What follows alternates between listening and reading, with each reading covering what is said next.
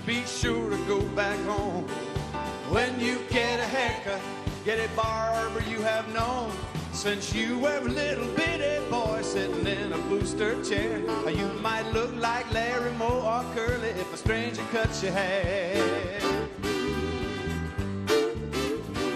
Well, Butte, Montana, just passing through. One thing I just had to do, I had to get a haircut, and I was worried for my hair. I had a feeling of impending doom the minute I stepped into that room, laid my eyes upon that barber chair. It was a macho barber shop. Hair dryers mounted on a rifle rack. Wasn't no mirrors. Barber chair was a Peterbilt. Barber walked in, he is huge, 7 feet tall, 300 pounds of chain steel and rawhide, had on a hard hat and chewing a cigar, had on a t-shirt that said, "I hate musicians." Threw me in the chair, sneered, and said, "What'll it be, pal?" A lot of people would be intimidated in a situation like this. I was not. I am what I am, play my piano, sing my little songs. I looked him right in the eye and I said, "I'm a logger. Just in from Coos Bay, Oregon, been topping trees. Quite possibly the toughest man in the entire world."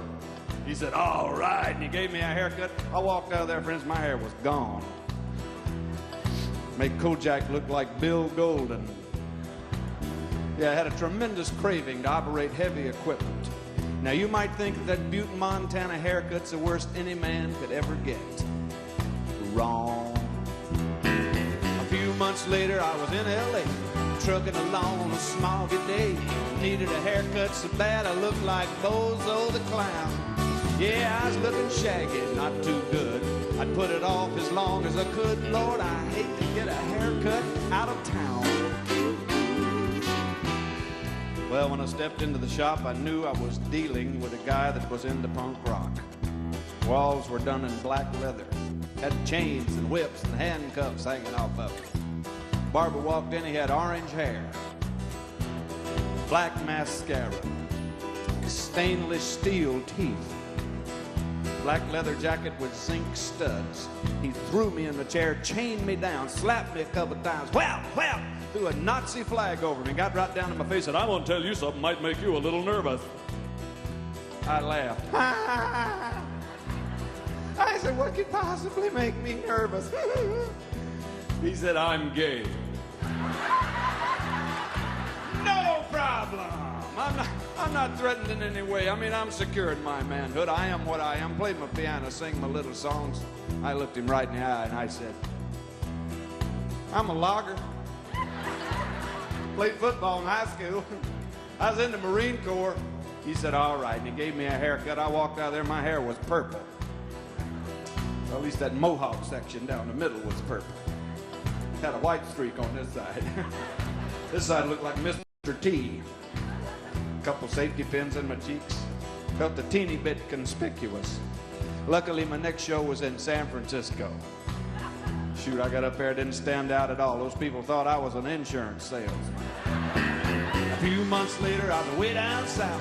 Grits and gravy and a hush your mouth. Hair so long, I was starting to look like a man in drag. It was then that the sheriff came up and said, "Boy, you got too much hair on your head. You better get yourself a haircut or a dog tag."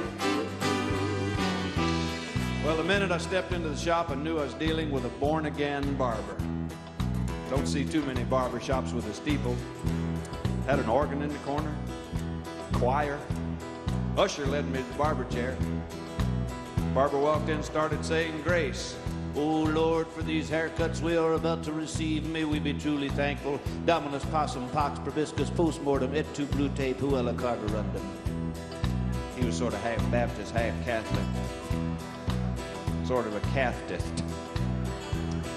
He threw me in the chair and started cutting my hair and preaching at the same time. I mean, he's a wild man. Scissors and razors are flying around my head. He's talking about the evils of dancing and drinking and liquor and wild women and music and sex and dancing and liquor and wild women and music. And looked down at me and he said, "What do you do for a living?"